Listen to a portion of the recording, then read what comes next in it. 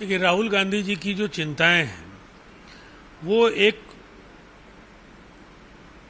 ऐसे विपक्ष के नेता के तौर पर उनकी व्यग्रता को दिखाने का काम करती है, जो किसी न किसी तरीके से केवल केंद्र सरकार में खामियां ढूंढ रहे हैं वो, और उन्हें कुछ भी सकारात्मक नहीं दिख रहा हो। जहां तक कैश इंजेक्ट करने का सवाल है तो डायरेक्ट बैंक ट्रांसफर के जरिए करोड़ों लोगों के अकाउंट में पैसे गए हैं, चाहे वो किसान हो या मजदूर हो।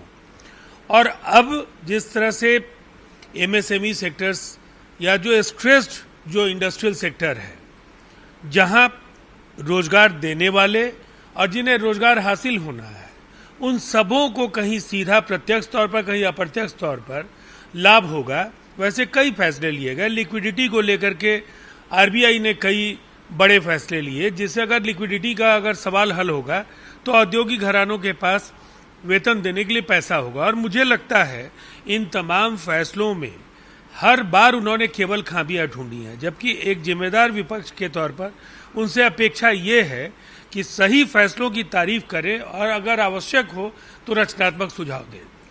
देखिए, निश्चित तौर पर जो हालात हैं वो बहुत सामान्य नहीं दिख रहे हैं।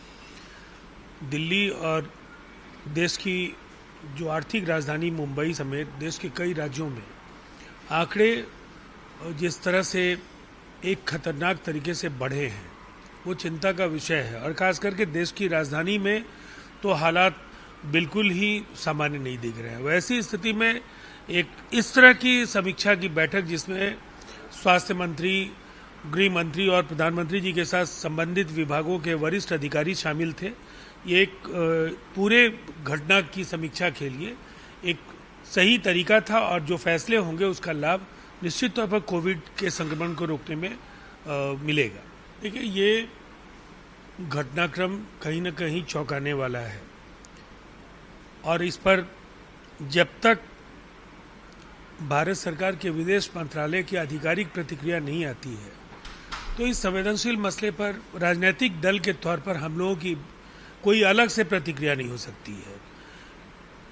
हम पूर्व में भी केंद्र के साथ ऐसे तमाम मसलों पर खड़े रहे हैं। केंद्र सरकार का जो भी फैसला होगा उस फैसले के साथ जनता दल यूनाइटेड होगी। लक्षणों को पहचानने के लिए ये दो बड़े जो संकेत हैं, निश्चित तौर पर ये कहीं ना कहीं जो अब तक जो एक प्रोटोकॉल है कोरोना की पहचान को लेकर, उसमें बदलाव का निर्देश भी दिया गया है और इससे काफ़ी हद तक जो नए संक्रमण के मामले सामने आएंगे उनकी पहचान में सहूलियत होगी।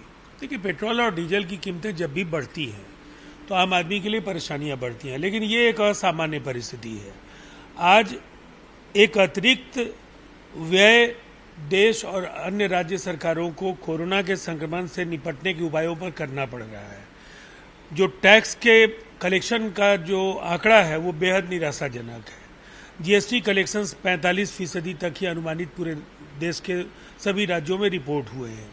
वैसी स्थिति में अतिरिक्त संसाधन जुटाने के लिए असाधारण परिस्थितियों में कई बार असाधारण फैसले लेने पड़ते हैं और इसमें देश को सहयोग करना चाहिए। ये एक सतत चलने वाली प्रक्रिया है। सीमा विवाद राजनयिक वार्ताओं के जरिए हल किए जाने के प्रयास पहले भी होते रहे हैं और भारत चीन के बीच कहीं न कहीं 1962 के युद्ध, उसके ठीक पहले की परिस्थितियां और लगातार चाहे वो सिक्किम का प्रश्न हो चाहे वो लद्दाख का प्रश्न हो, टकराव कई बार उभर करके आए हैं। अरुणाचल के प्रश्न पर भी बहुत सहज रिश्ते नहीं हैं, लेकिन कहीं न कहीं दीर्घकालीन वार्ताओं के जरिए ही ऐसे सवालों का हल ढूंढा जा सकेगा।